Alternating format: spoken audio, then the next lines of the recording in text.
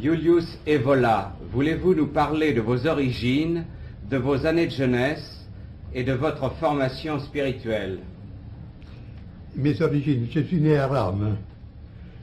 Pour ce qui concerne le côté purement biographique, je ne l'estime pas digne d'intérêt. Pour ce qui est ma formation intellectuelle, mes études officielles ont été des mathématiques. Dans le même temps, depuis ma jeunesse, je me suis intéressé des philosophies, des auteurs mystiques, ensuite de l'histoire des religions, d'orientalisme en particulier, et enfin de tout ce qui se rapporte aux doctrines traditionnelles, sur la base de laquelle j'ai entrepris une critique de la civilisation actuelle. Et enfin, un des derniers sujets auxquels je me suis consacré, c'était la sexologie, correspondant à cet ouvrage qui a été publié aussi en français, Métaphysique du sexe. Nous savons que vous avez participé dans votre jeunesse au mouvement d'avant-garde.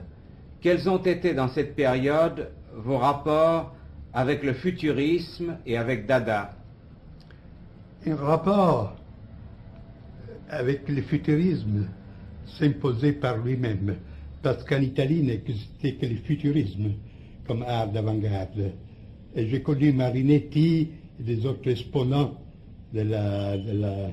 du mouvement futuriste. Mais puis, peu à peu, je me suis aperçu qu'il n'y en avait pas une homogénéité entre mon orientation et celle futuriste, à laquelle j'accusais une sorte de dynamisme chaotique, une sorte d'élan vital, avec du chauvinisme, avec l'exaltation du futur problématique. Toutes ces choses, pour moi, ne marchaient pas. Et au contraire, je me suis presque immédiatement intéressé au mouvement dadaïste, immédiatement après la guerre. C'était 1919. J'étais en rapport avec Tristan Tzara, avec lequel je m'entendis très bien. Et dans ce temps-là, j'ai donné ma contribution dans le domaine de la peinture, de la poésie. Pour la poésie, c'est ma formation précédente avait pour centre surtout le courant français, le symbolisme, Rimbaud, Mallarmé et tout cela. Et j'ai donné, comme je vous l'ai dit, je me suis entendu très bien avec Tristan Tzara. Et lui aussi avait une certaine compréhension pour mon interprétation particulière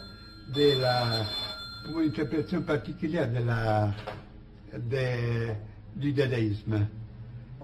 Pas seulement comme un moment artistique, comme le passage dans un plan où l'intérêt principal, c'était une sorte de délivrance absolue. Et ce côté, dirais-je, mystique du dadaïsme, j'ai souligné aussi dans des conférences que je faisais ici en Italie. Et j'ai trouvé une compréhension aussi chez Tzara. C'est un côté de Tzara qui est peu connu. Nous savons qu'en 1923, vous avez cessé de vous intéresser d'une manière active tant à la peinture qu'à la poésie. Quelles sont les raisons de ce changement? Comme je viens de le vous dire, et pour moi, toute cette expérience artistique n'avait pas une valeur seulement artistique. C'est une sorte de reflet d'une crise existentielle profonde qui était survenue immédiatement après la guerre, avec le retour de la guerre. Alors ce n'est pas un état où on pouvait demeurer. C'est là la différence, j'estime, entre l'art abstrait d'alors et l'art abstrait d'aujourd'hui. Alors l'art abstrait avait cette dimension existentielle profonde. Aujourd'hui, c'est une sorte de convention, de manière, qui n'a pas aucune dimension en profondité. Alors c'est évident que lorsque j'ai dépassé cette crise, aussi son expression extérieure dans le domaine artistique n'a eu plus une raison d'être. Mais si on a vécu sérieusement et au profond cette crise, il n'y avait pas trop de chemin à choisir.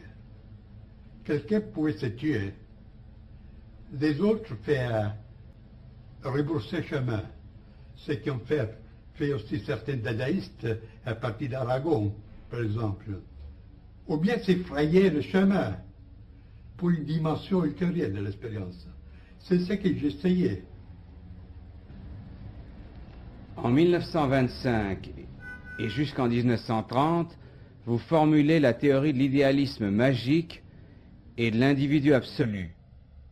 C'est le sujet de votre livre « Il Camino del Cinabro ». Nous expliqueriez-vous cette doctrine? Mais pour l'expliquer, je devais entrer dans un domaine technique de philosophie. Je peux dire en résumé que cette doctrine, c'était une synthèse entre l'idéalisme absolu de la ligne des successeurs de Kant, Schelling, Fichte, etc., de l'existentialisme avant la lettre, avec une dimension ésotérique. En troisième lieu, de la doctrine de la puissance, parce que, comme il est bien compréhensible, un des auteurs qui a exercé sur moi une influence particulière, ça a été Nietzsche. Un certain Nietzsche, parce que je ne l'approuve pas tout. Alors, c'est une sorte de synthèse, là, de théorie de l'absolu absolu. On parle de la position gnoséologique, c'est-à-dire des doctrines de la connaissance. On la développe dans une doctrine du moi, et puis on considère les développements possibles de ce moi jusqu'à un idéal presque chimérique, c'est l'individu absolu.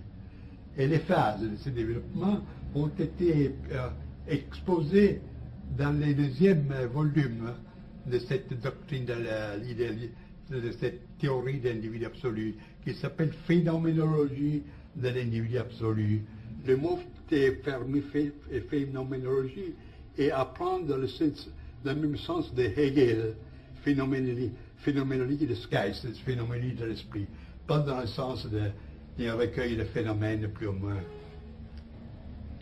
Novalis a-t-il eu une influence sur vous? En partie parce que à ce temps, j'étais assez intoxiqué par la méthode académique.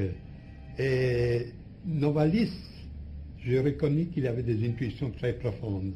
Mais ce qui me gênait, c'était son côté poétique et intuitionniste, pas systématique. Votre livre, La tradition hermétique, est une exposition de la doctrine secrète qui se cache sous les symboles de l'alchimie. Est-ce qu'elle a des rapports avec les enseignements que vous avez exposés dans un autre livre, également traduit en français, La doctrine de l'éveil? Non, il y a une différence. La doctrine de l'éveil, c'est une exposition systématique de l'ascèse, de l'ascétisme bouddhiste, que j'ai reconstruit sur la base des textes originaux pali. Si bien que la traduction anglaise de ces livres était recommandée par la Pali Society de Londres, qui est l'autorité la plus reconnue dans cette branche. Et alors, ce livre est considéré comme un classique sur des études sur le bouddhisme, bien que ces thèses pour la mentalité commune, pour une culture moyenne, sont révolutionnaires, parce que je considère comme un malentendu, ou bien comme une déformation, la conception du bouddhisme comme cette vision de la vie qui considère seulement le monde comme souffrance et le nirvana comme une sorte d'évasion plus ou moins dans le néant pour s'échapper à cette douleur. Je démontre au contraire, toujours sur l'appui des textes, parce que dans chaque page vous trouvez des citations de toutes sortes, qu'au commencement le bouddhisme était une doctrine initiatique, que le vrai sens de cette doctrine et de cette ascèse qui avait une allure toute particulière, c'est-à-dire, dirais-je, scientifique, parce qu'il n'avait pas de présuppositions religieuses ou morales, alors que le but ultime de cette discipline, c'était la réalisation de l'inconditionné. Le vrai nirvana, c'est l'inconditionné. que le bouddhisme pose au-delà même du royaume de Dieu. Et quelle est la différence avec la tradition hermétique? Et comme vous venez de le dire, la tradition hermétique, c'est un livre qui est consacré à l'exposition, à l'interprétation de cette tradition secrète qui se cache sous des symboles alchimistes, de métallurgie, d'opérations métallurgiques. Alors, il y a une différence fondamentale avec l'interprétation, pas au sein de l'histoire profane de la science qui a fait M. Jung, parce qu'il considère tout cela, tout ce monde alchimique, pas comme un monde matériel, des métaux et des substances matérielles, mais comme des projections de la libido, des archétypes, etc. Au contraire, j'expose ces enseignements comme un enseignement initiatique qui, comme tel, concerne les forces réelles, bien que pas physiques, et a pour but la transformation intérieure de l'homme. Alors là, il y a, je voudrais dire que ceux des livres, Doctrine de l'éveil et Doctrine tradition hermétique, indiquent deux voies possibles. L'un, c'est d'une ascèse sèche, virile, du détachement. On réalise les noyaux, dirais-je, olympiques de l'être par les moyens du détachement absolu de tout, soit du lien terrestre, soit du lien céleste. Au contraire, la tradition hermétique a un esprit bien plus occidental, je m'aventure de le dire, c'est-à-dire a un caractère opératif. C'est une réalisation immanente, dont le but est signé par des symboles royaux. C'est la croix, c'est la couronne, c'est le roi, c'est l'empereur. Et ce n'est pas les couleurs blanches de la contemplation, mais c'est les couleurs rouges du feu. Alors là, c'est une tradition très intéressante au point de vue de son affinité avec l'esprit aussi de l'Occident. Et je pense que mon exposition, je dois le dire, c'est l'exposition la plus complète et plus approfondie aussi pour les comparaisons avec les autres enseignements qu'il existe sur ces sujets. Aussi Jung a éprouvé la nécessité de citer mon livre entre les systèmes, entre les expositions systématiques de l'hermétisme. Mais à votre avis, et c'est je crois une chose essentielle pour la suite de votre exposé, peut-on se détacher de soi-même? Mais c'est là la présupposition de toute doctrine ascétique, même mystique, encore davantage initiatique. Votre ouvrage, La révolte contre le monde moderne, date de 1934. Il est la base d'une révolte de droite qui, comme vous l'avez dit, se présente d'une façon bien plus radicale que toutes les contestations actuelles auxquelles vous reprochez l'importance attribuée à Herbert Marcuse. Voulez-vous vous expliquer sur ce point et nous indiquer en quelques mots la matière et l'orientation de la révolte contre le monde moderne? La révolte contre le monde moderne, c'est un livre assez gros, assez fort. Il se compose de deux parties. L'une s'appelle Le monde de la tradition.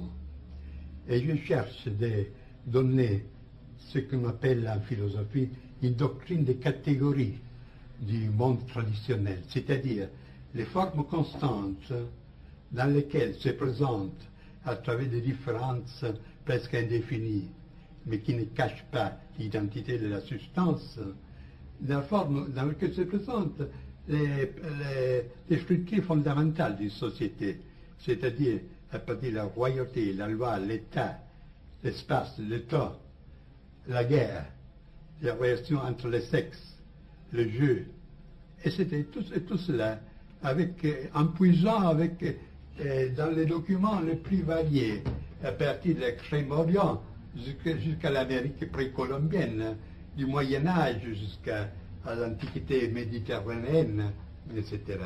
La première partie je pourrais l'appeler morphologique. La deuxième, au contraire, c'est une sorte de philosophie de l'histoire. En partant de la préhistoire, la plus lointaine, je cherche de reconstruire, ou d'interpréter, si vous le voulez, les cours de l'histoire. Cours dont la clé, pour moi, est l'idée d'involution, et pas d'évolution. Et à ces sujets, je prends comme base non des idées personnelles, mais cette doctrine des 4 âges que vous retrouvez dans des traditions très différentes, avec une remarquable homogénéité, à partir de la doctrine hindoue de Yuga jusqu'à la doctrine que Hésiode expose des 4 âges, âge d'or, d'argent, du bronze et du fer, jusqu'aux enseignements du même esprit nordique, etc. Et alors, sur la base de ce schéma, j'interprète les phases principales du développement, c'est-à-dire de la chute occidentale. Et la fin de cette interprétation a été presque prophétique, parce que le titre du chapitre correspondant s'appelle « Le cycle se ferme, Russie et Amérique ». Et je donne l'image de la Russie bolchéviste et de l'Amérique capitaliste comme 2 branches des mêmes choses que, malgré toutes les différences, ont le même sens, d'étrangler tout ce qui reste de l'Europe traditionnelle. C'est ce qui est arrivé après. Si vous considérez que le livre est paru en 1933-34 en Italie, en 1934 en Allemagne. Alors, étant donné cette structure du livre, vous voyez que les titres « Révolte du monde moderne » ne correspondent pas entièrement au contenu, parce qu'il ne s'agit pas d'un livre polémique. Mais la polémique vient par soi-même, parce que, en voyant comme sont les choses, c'est naturel pour quiconque garde une certaine sensibilité spirituelle de dire non au monde moderne. Mais c'est là la différence avec Marcuse, avec toute cette bande de contestataires, etc. Ils peuvent avoir raison dans certaines critiques, mais lorsque vous demandez au nom de quoi, ils ne savent absolument dire rien. Et c'est mieux qu'ils disent rien, parce que lorsqu'on écoute Marcuse et sur les sujets de ce qu'il propose comme une société meilleure, on est terrorisé parce que sa sociologie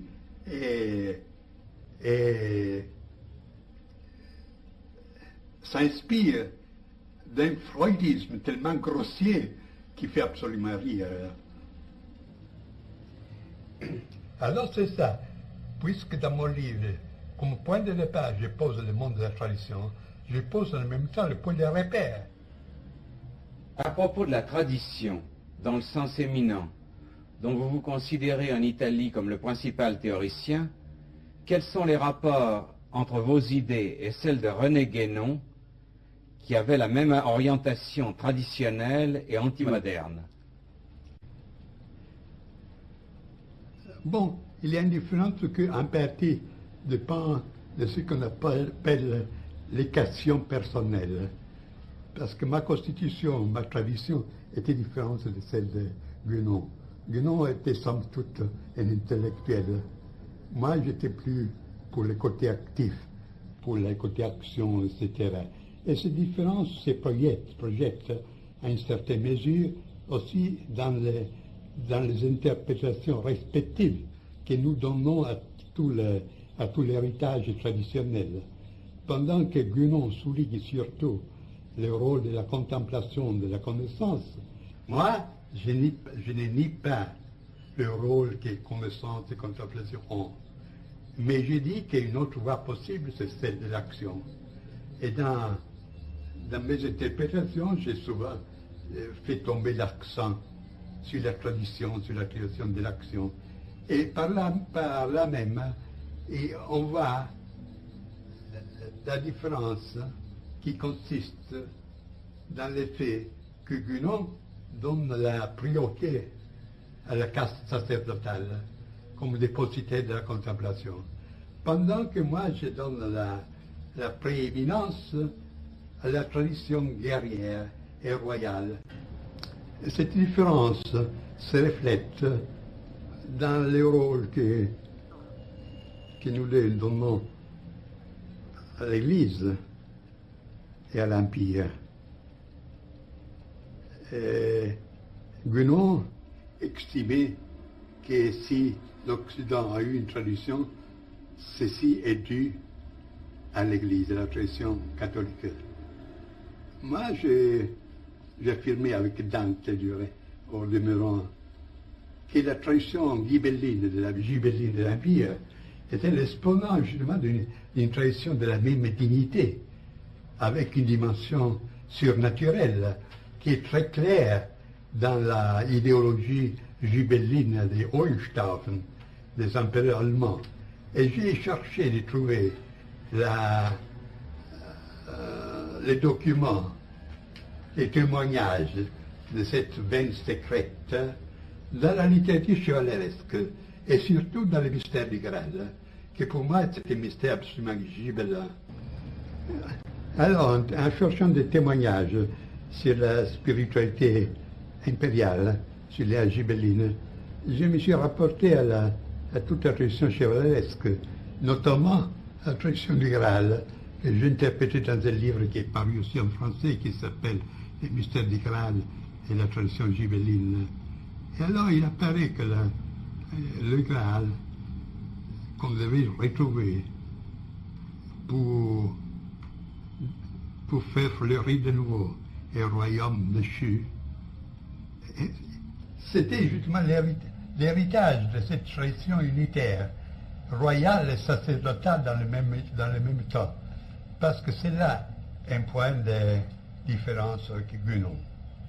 Parce que Guénon, comme il est obligé de reconnaître, estime qu'aux origines, les deux autorités étaient réunies. L'autorité spirituelle et le pouvoir temporel étaient un. Ce qui existait jusqu'à hier au Japon, pour ne parler des anciennes civilisations, il ne vaut pas la peine de les nommer ici. Et puis que seulement ensuite, il y a eu cette division des pouvoirs. Mais alors, étant donné cette division, il estime que c'est partant du pouvoir de l'autorité spirituelle qu'on devait chercher de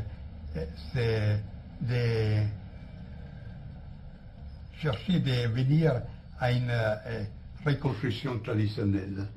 C'est qui est arbitraire parce qu'il s'agit de des morceaux.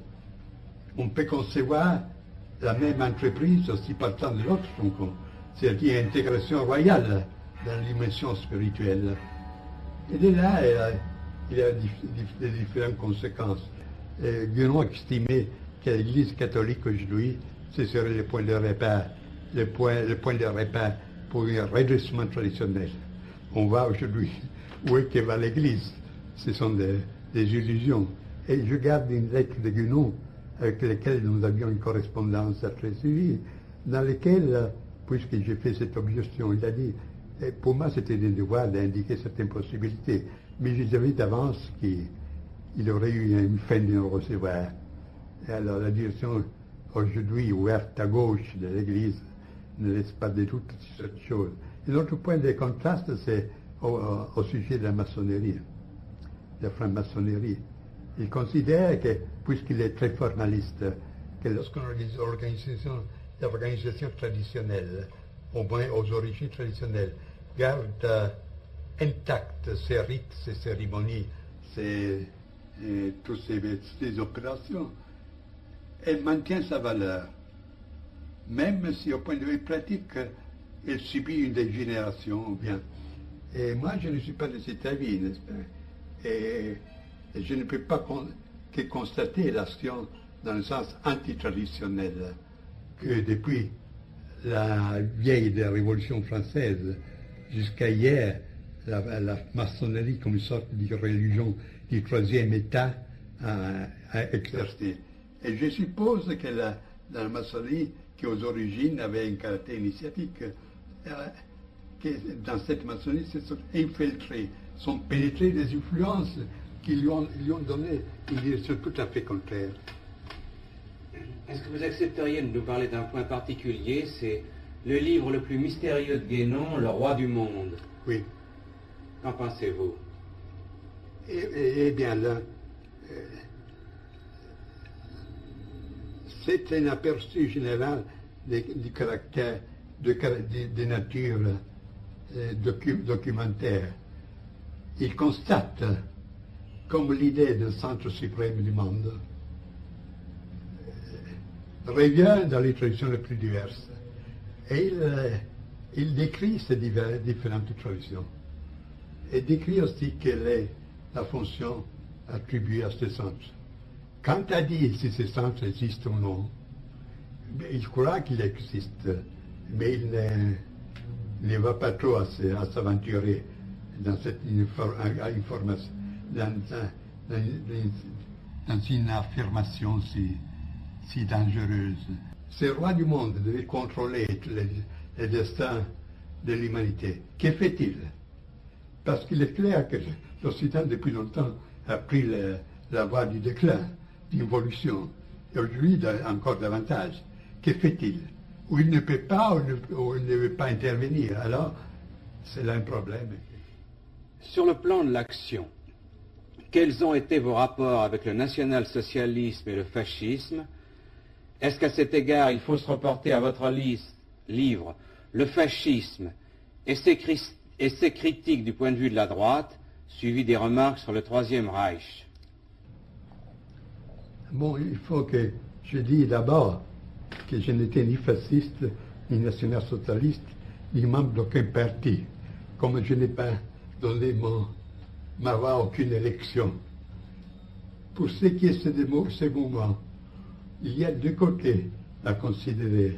L'un négatif, c'est-à-dire leur négation. Et je ne pouvais pas être d'accord avec le mouvement qui s'est déclaré contre toute démocratie et tout marxisme. Alors, je pouvais accepter cette position. Pour ce qui concerne les côtés positifs, il y a des côtés valuables, des aspects valuables, des aspects qui ne l'étaient pas. Et ce que je pouvais prouver est la reconstruction de l'autorité de l'État. L'idée de passer la lutte des classes avec une formation hiérarchique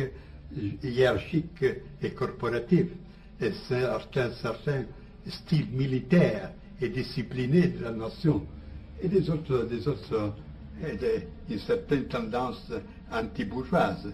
Et tout cela, pour moi, allait bien. Et ce que je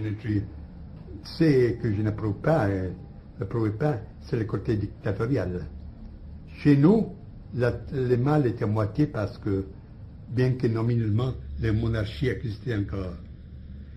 Au contraire, l'action des national-socialistes a été, dans un certain sens, assez destructrice, parce qu'il a nié, en grande partie, ces traditions qui existaient même après la Première Guerre mondiale. Alors, pour cela, quels sont les rapports avec ce mouvement?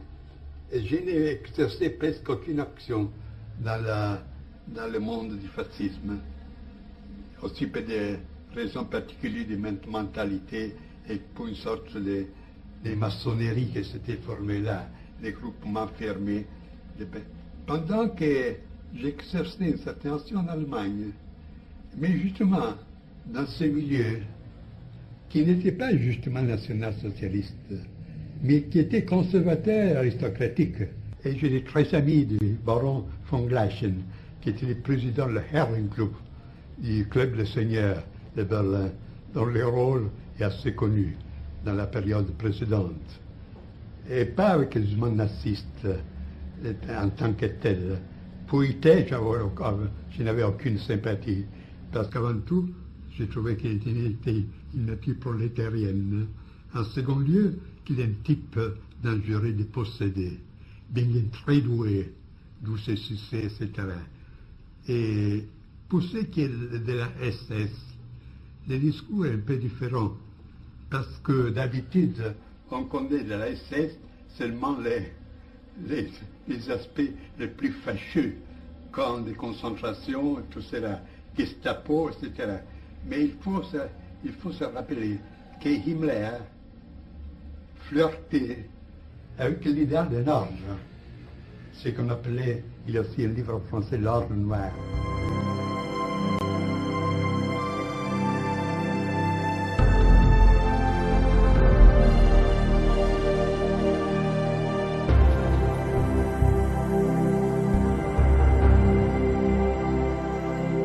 You finished blaming the capitalists?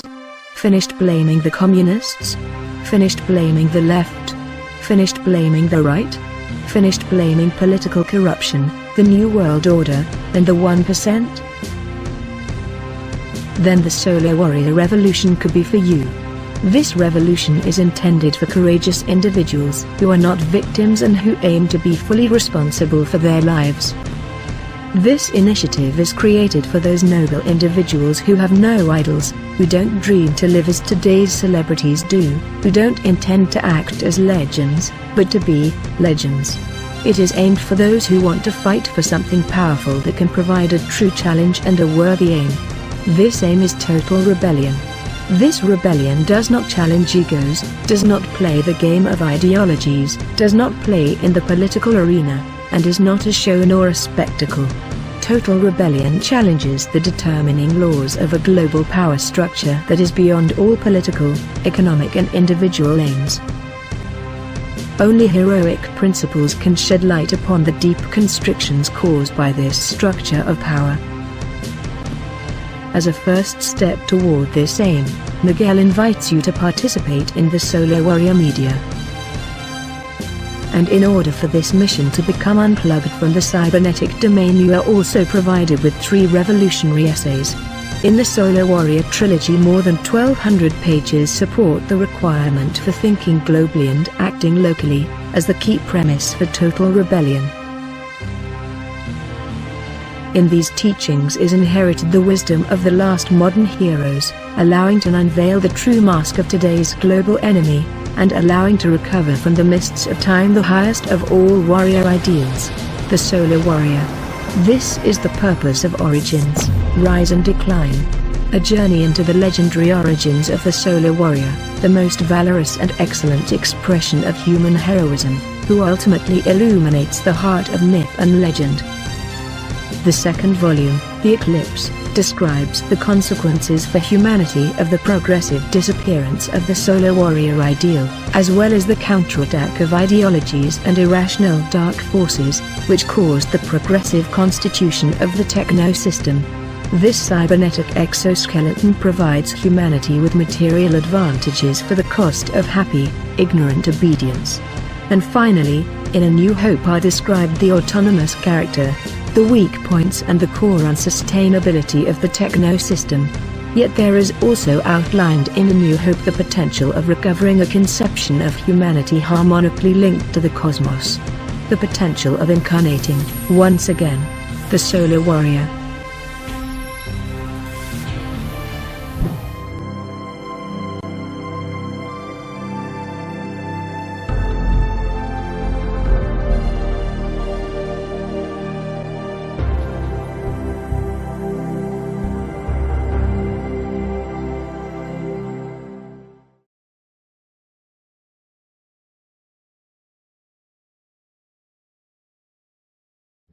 Il voulait ressusciter dans une nouvelle forme l'ancien ordre des chevaliers Teutones, des chevaliers germaniques du IIe siècle. Et dans ce sens, il travaillait pour donner une certaine formation particulière des mi-spartanes et des mi-prussiennes à ces éléments choisis, l'élément nouveau, et qui demandait aussi qu'il avait de la race et qu'il avait une formation surtout militaire aussi. Et alors, dans ce sens, puisqu'il cherchait aussi une sorte de consacration pour cet ordre, il avait intérêt aussi pour les symboles primordiaux, tout ce qui était les traditions primordiales, Et dans ce sens, il avait porté aussi l'attention à moi. Et j'ai fait des conférences à Berlin, en allemand, pour les chefs de la SS, justement sur ces domaines, sur ces camps tout à fait particuliers, ces domaines tout à fait particuliers. Et c'est là tout, je n'ai pas eu notre relation avec les Allemands. Est-ce que vous avez effectivement tenté de constituer le début de l'Ordre Noir? Qui était lui, Himmler. Himmler l'a tenté. Et il a formé. Si ce qui a formé était à l'auteur de l'idéal, c'était notre discours, n'est-ce pas? Voulez-vous nous dire quel est votre concept de race et pourquoi vous avez été accusé par vos adversaires de racisme? Mais vous savez, raciste, fasciste, etc., ce sont des étiquettes qu'on emploie très volontiers pour quelqu'un qu'on veut liquider sans se donner la peine de connaître les idées véritables. Et pour ce qui est le problème de la race, ce serait un discours un peu long, parce qu'avant que le fascisme aussi avait pris une orientation raciste, je travaillais en Allemagne dans le sens de rectifier ce que je voulais appeler le racisme biologique et scientiste qui avait pris très pied. Et je ne pouvais faire parce que j'étais italien, parce que un Allemand qui aurait fait ces propos, très probablement serait fini dans un camp de concentration. Alors, pour arriver à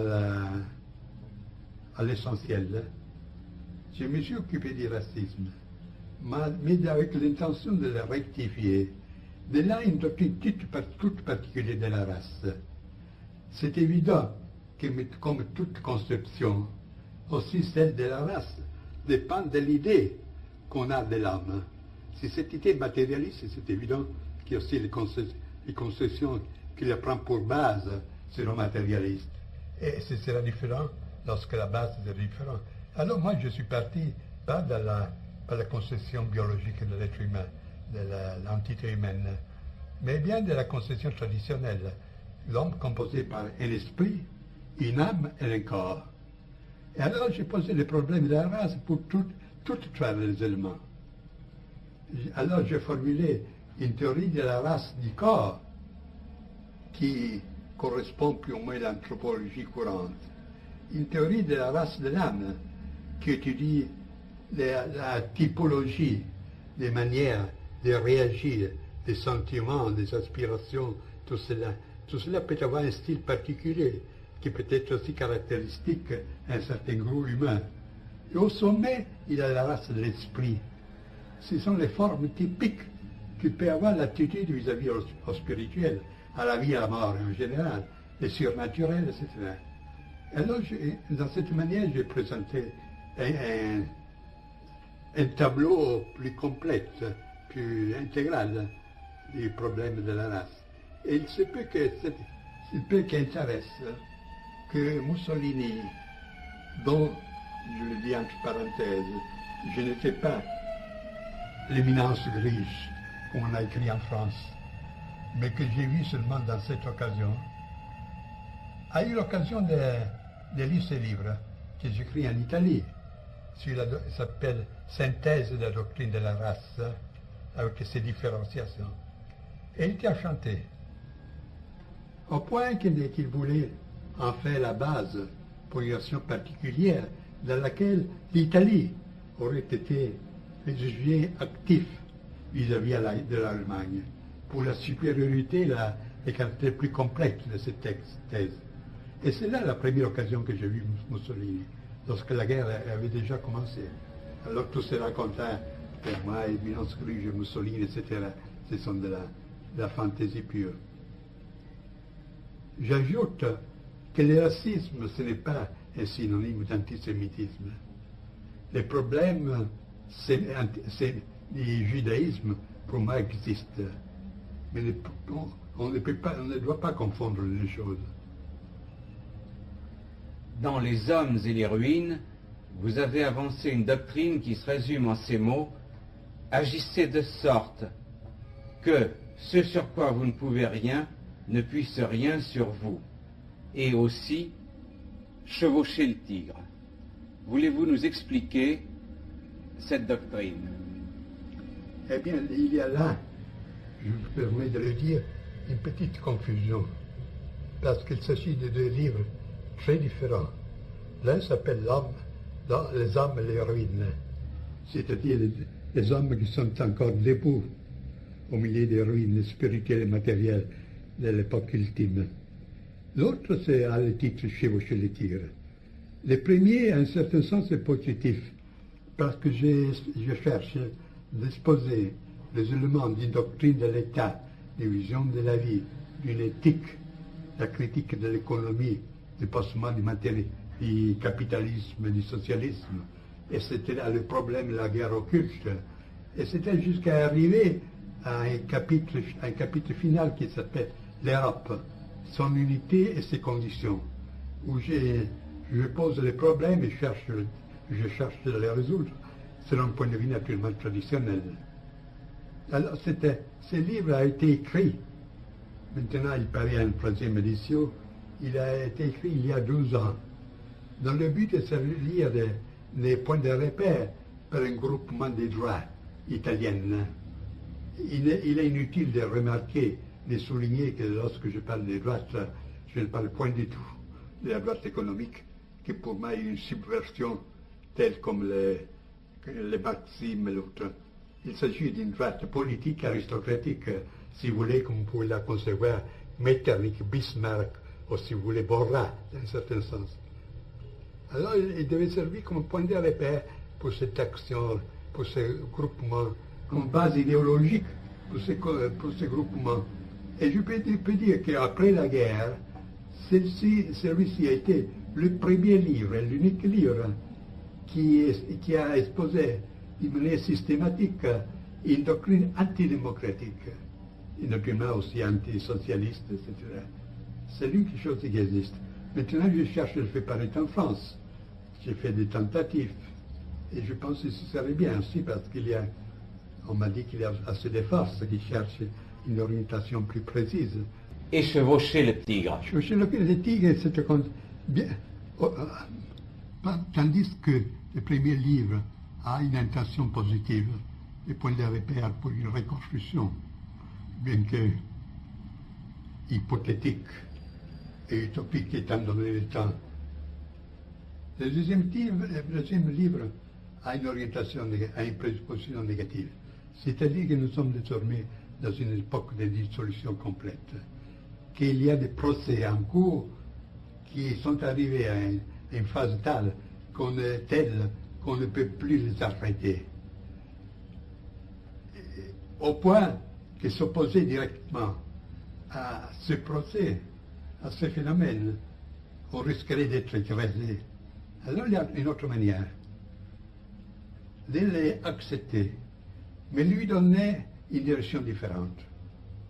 Et c'est là la formule chevaucher le tigre. Le tigre, c'est qui est déchaîné, chevaucher et s'y mettre dessous pour attendre que l'animal se fatigue ou bien s'épuise pour prendre la parole. Et là, il y a un autre point. C'est une formule tantrique. Transformer les poisons en médecine. Et alors, dans ce livre, j'ai considéré une série de domaines. La religion, la morale, la science, les arts, la politique, la vision du monde, la société, la famille, le sexe, et tout cela. Et j'ai examiné le caractère de la dissolution qui a frappé tous ces domaines. Et puis j'ai indiqué de quelle manière on peut utiliser cette dissolution, pas avec un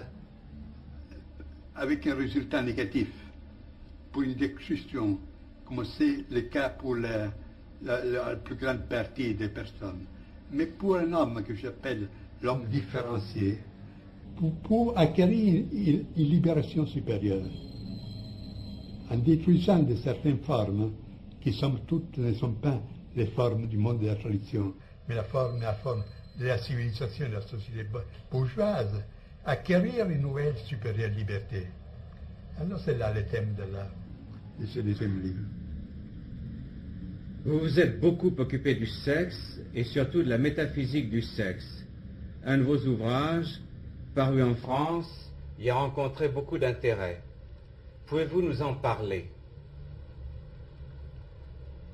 Du sexe, je me suis occupé assez récemment.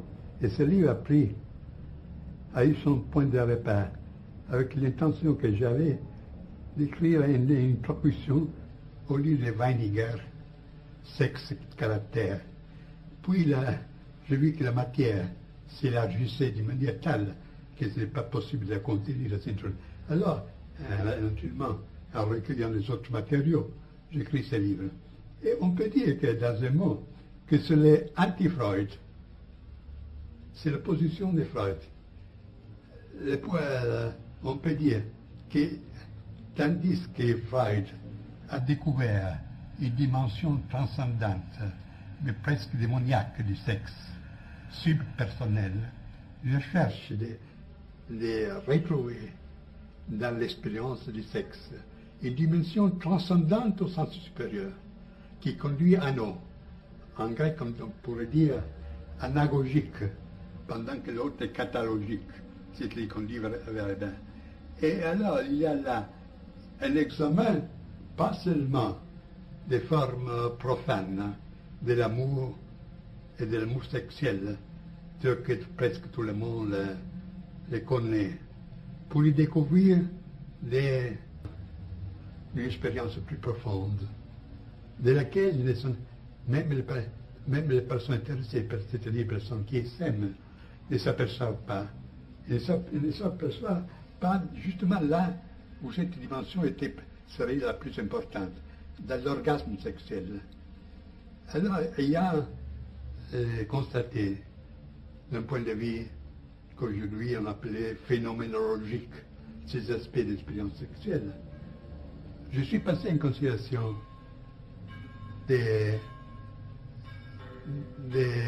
d'études comparées. J'ai constaté comme cette dimension, dans les autres civilisations, avait toujours été reconnue. On connaît un sacrum sexual, c'est-à-dire un sacré du sexe, qui était la base, pas seulement pour les rites, un peu répandus de tout le monde, mais aussi pour les pratiques assez précises, pour conduire l'expérience sexuelle à produire des phénomènes magiques, statiques et mystiques. Et là, j'ai recueilli des traditions de toutes sortes, selon mon habitude, l'extrême-orient du taoïsme, au tantrisme, les pays arabes, c'était jusqu'à la démonologie du Moyen-Âge, etc. Alors, c'est la position du Freud dans ce sens. Et j'ai cherché d'attirer l'attention sur une dimension du sexe qui est autant superpersonnelle et profonde comme celle sur laquelle Freud s'est obsessionné, mais qui au contraire a pour fond le plus profond une transcendance. Et j'ajoute que la clé pour mon interprétation était le mythe de l'androgyne. Vous les trouvez comme on les connaît surtout en Europe. Chez Platon, le banquet, quelle est l'interprétation du sexe? C'est une impulsion confuse et irrésistible à restaurer une unité primordiale. Ainsi donc, pour vous, le sexe peut être un élément de la reconstruction? Non, de reconstruction pétitisée, c'est un domaine purement individuel. C'est-à-dire que peut être utilisé pour chercher d'approfondir l'expérience, pour déceler et assimiler cette dimension transcendante. Et c'est évident qu'il y a une opposition précise entre liberté sexuelle aujourd'hui et ses doctrines. Parce qu'aujourd'hui, nous vivons dans une sorte de démonisme du sexe. Mais c'est justement une sorte, quelque chose qui fait dépendant aux drogues. C'est des manières pour évader, pour échapper à l'angoisse existentielle. Et alors, tout finit dans des sensations plus spasmodiques et chaotiques qui ne sont absolument aucune solution du problème. Ceci, je l'ai exposé aussi dans un essai d'un de mes livres, qui n'est pas traduit en français, s'appelle L'arco et la clava, c'est-à-dire l'arc et la massue. Mais vous-même, vous ne vous êtes jamais marié. Pourquoi? Parce que j'ai toujours tenu à ma liberté absolue, aussi dans ce champ.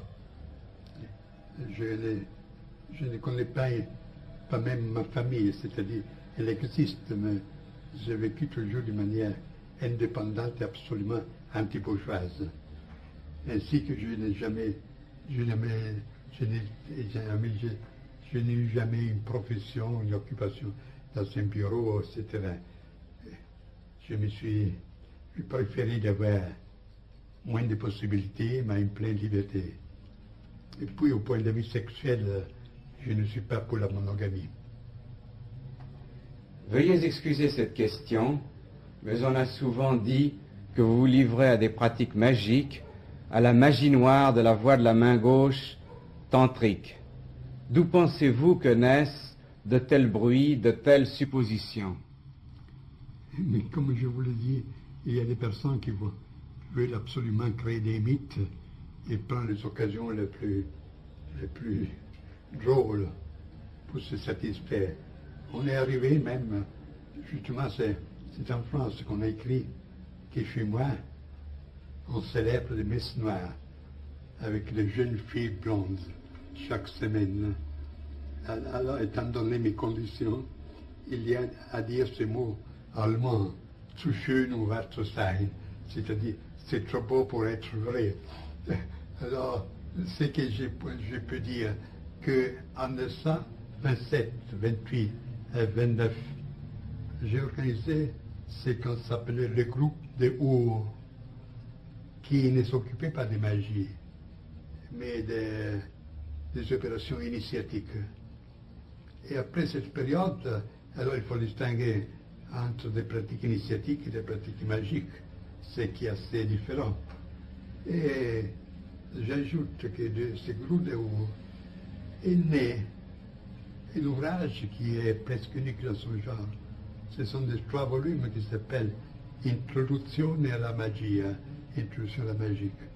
Ce sont des monographies anonymes, parce que selon nous, ce n'est pas l'auteur qui compte, mais le sujet, avec des traductions, des commentaires. Alors je pense que pour quelqu'un qui veut explorer de manière sérieuse, parmi tant de contrefaçons et de fantaisies, ce sujet, cet ouvrage est indispensable. Et paru en troisième édition italienne, il y a un an, moins d'un an, ici. Et si, pour ce qui est l'origine de ce récoltat, vous savez bien qu'en partant des théories, on arrive très facilement à supposer des pratiques correspondantes. Moi, j'étais le premier en Italie à faire connaître le tantrisme, à exposer aussi ces rites de la main de la roi, de la main gauche, etc., à examiner cette éthique de ce qu'on appelle le kaula. C'est un courant de tantrique qui professe une sorte de surhomanisme, une sorte de doctrine du surhomme, au-delà du bien et du mal, en se permettant toutes choses, sur la base d'une préparation ascétique. C'est là le singulier, qu'on considère l'ascétisme dans ce courant, pas pour un moyen de se un moyen de se détacher du monde. Mais pour être libre de le vivre, sans y être pris. Et dans cette présupposition, on peut se permettre toutes choses, ce qui naturellement est assez dangereux étant donné la faiblesse humaine. Alors, à partir de ces présuppositions, de ces expositions et de la compréhension que j'ai eue pour ces doctrines, il est facile de penser que moi aussi je m'occupais de ces choses. Au moment où vous affirmez que nous traversons l'âge obscur dont parle la tradition hindoue, quel est à votre avis le remède ou les remèdes à cette dissolution de la civilisation actuelle? Réponse tout à fait négative. Il n'y a rien à faire.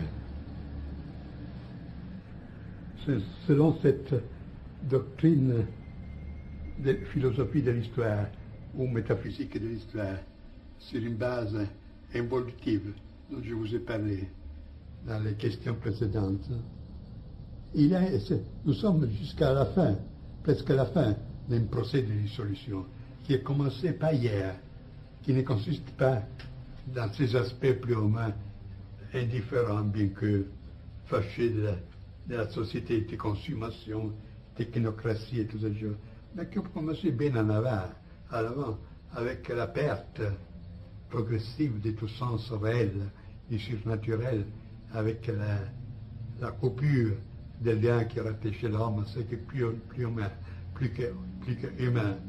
Étant donné ce procès qui a commencé depuis des siècles, nous sommes arrivés presque à la phase ultime.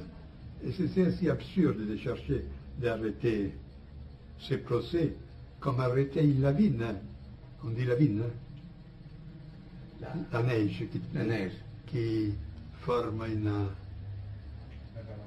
avalanche. Une avalanche. J'ai fermé lorsque presque arrivé dans la vallée. Et alors, il n'y a qu'à attendre, ça se rattache un peu avec la doctrine de chevaucher les tigres, comme vous pouvez bien le comprendre.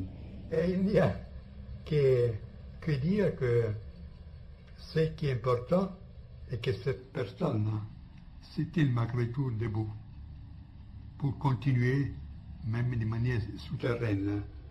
Et je reporte souvent des beaux mots d'un poète autrichien, Rilpart, qui dit « Le souhait est que ceux qui ont veillé pendant la longue nuit se rencontrent avec ceux qui arriveront dans la nouvelle aurore. » Est-ce que vous avez l'espérance de la vie éternelle? Espérance. Vous savez que dans notre doctrine, nous n'avons ni espérance ni crainte. Où on sait une chose, on ne le sait pas. Je pourrais vous dire quelles sont les vies traditionnelles sur ce sujet, mais on ne finirait plus. Ce n'est pas une chose à dire la vie éternelle. Avant tout, il faut poser la question de la survivance. Puis distinguer les différentes sortes de survivance.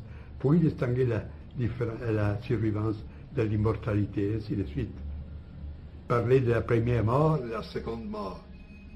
Et vous voyez que c'est un sujet très vaste que j'ai considéré dans mes livres. Et votre idée qu'il n'y a pas un autre monde, mais un seul monde avec une dimension invisible du monde, est-ce que vous appelleriez cela du nom de Dieu? Je ne comprends pas. Je veux dire, cette dimension invisible du monde, qui est dans tous vos livres, dimension surnaturelle, est-ce que vous lui donneriez le nom de Dieu?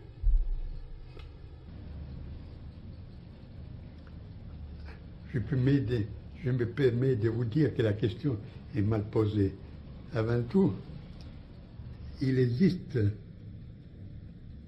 pas une réalité au derrière de l'autre, mais il existe de différents moyens d'expérimenter une chose unique. Ce qui est matériel, c'est les phénomènes, les projections d'un œil matériel, d'un regard matériel. Lorsque l'homme a changé son être, il persévérera la même réalité dans les autres formes. Et alors, ce sont des dimensions. Et comme dans la radio, vous pouvez tourner les boutons sur des différentes longueurs d'onde. Et vous percevez des autres, des suites différentes. Alors là, il n'existe pas un monde relatif et un monde absolu, mais un regard relatif et un regard absolu. Pour ce qui est Dieu, ce n'est pas le cas d'y parler, parce que pour la métaphysique, le Dieu c'est un concept qui appartient à la conscience religieuse, pas à la conscience métaphysique. Vous savez que selon la doctrine hindoue, et aussi selon certains mystiques occidentaux, comme Dionys l'Aréopagite, et même Plotin, même Maître Eckhart, on considère quelque chose qui est au-delà de la divinité, de Dieu. Parce que le Dieu, selon le point de vue oriental, hindou par exemple, c'est le principe de l'être. Mais le principe de l'être a, vis-à-vis de soi, le principe du non-être. Il y a quelque chose de supérieur à l'être et au non-être. Si vous voulez reprendre, moi, vous nous disiez que vous disiez il y a l'être, vous savez qu'il y a l'être et il y a le non-être. Je disais que Dieu, c'est une catégorie qui appartient surtout au domaine religieux, et tel que l'on l'entend surtout en Occident. On pense au Dieu théiste, le Dieu comme personne. Alors, ce n'est pas un concept, une catégorie de la métaphysique. Parce que ce Dieu théiste, au maximum, on peut le considérer comme le principe de l'être. Mais l'être par lui-même, pour sa nature, a contre soi, contre lui le non-être. Et on peut concevoir quelque chose qui est au-delà de l'être et du non-être. Et c'est là la métaphysique. C'est l'affect métaphysique dans une conception traditionnelle du monde. Et c'est là, c'est l'un dont parle Plotin, c'est la Gottheit, c'est-à-dire le Dieu au neutrum, dont parle Maître Eckhart, et qu'il pose au-delà de Dieu. Et partout, et dans les expériences les plus profondes, même des mystiques qui côtoient les vérités de l'initiation, a été pressenti cette idée-là, qu'il y a un point de repère absolu qui dépasse qui est une sorte de sur-Dieu, quelque chose qui dépasse la conception de Dieu, surtout théiste chrétienne, qui, je voudrais ajouter, à propos de la main de la voix de la main gauche, Vamachara, en hindou, que celle-ci se rattache à une conception presque complète de la divinité. Cette divinité est exprimée dans ses formes plus populaires, dans celle qu'on a appelée la Trimurti, c'est-à-dire trois faces du divin. L'un qui est Brahma au masculin, pas au neutrum. Le deuxième, c'est Vishnu. Le troisième, c'est Shiva. Le premier Dieu, c'est-à-dire la première puissance de la divinité, c'est la création. La deuxième, c'est la conservation. Et à ça se rattache tout ce qui est dévotion, respect de l'existence, tout ce qui est créateur, etc. Le troisième, Shiva, au contraire, c'est le dieu de la destruction. Ma destruction à entendre comme transcendance. C'est le représentant de ce qui est inconditionné, et comme tel ne peut que agir d'une façon destructive sur tout ce qui est conditionné. Alors pendant que le premier Dieu, création, conservation, forme l'objet de la voix de la main droite, le troisième, Shiva, c'est justement le Dieu du troisième qui s'appelle, le Dieu qui, c'est le troisième Shiva, c'est le Dieu qui, sous le signe duquel c'est la voix, c'est tout la voix de la main gauche, qui comprend des formes de destruction rituelle, l'orgiasme, tout ce qui est dans son paroxysme dépasse tout ce qui est conditionné. Et ce n'est pas, et c'est vu, ne se limite pas à ces milieux un peu spécialisés comme ceux du tantrisme. Mais si vous consultez un texte qui aux Indes a la même popularité presque de la Bible chez nous, que c'est la Bhagavad Gita, dans le chapitre 10e, vous trouvez justement que la forme suprême de Dieu se révèle dans sa manière épouvantable, dans sa forme épouvantable, comme une force qui détruit toute chose, qui comme un potentiel trop haut qui fait sauter un circuit, un schéma. Et c'est intéressant que cette révélation du divin dans sa forme suprême a été accordée à un guerrier, Arjuna, lorsque au point de combattre, en voyant dans le fil de ses ennemis, aussi des parents, des amis, ne veut plus combattre. Alors le Dieu l'encourage en disant, tous ceux que tu vois sont déjà morts avant d'être nés. Tous seront transportés par la puissance destructive, parce qu'aucun est à l'auteur de la transcendance que je suis. Alors, n'aie pas de peur, sois mon instrument, et combat sans peur et sans souci. Je crois que c'est là la justification la plus haute, la justification sacrale la plus haute de la guerre qu'on peut trouver dans le monde traditionnel. This figure was the illuminating figure of many societies and cultures, like in the case of Hercules, like in the case of Horus, the case of Mithra. Welcome to a journey to your soul. Welcome to an adventure. Welcome to the Solar Warrior. This is a 3-book collection in which the author, Miguel, exposes this mythical figure and the importance of recovering its spirit. The first book is called Origins, Rise and Decline. The second book is called The Eclipse.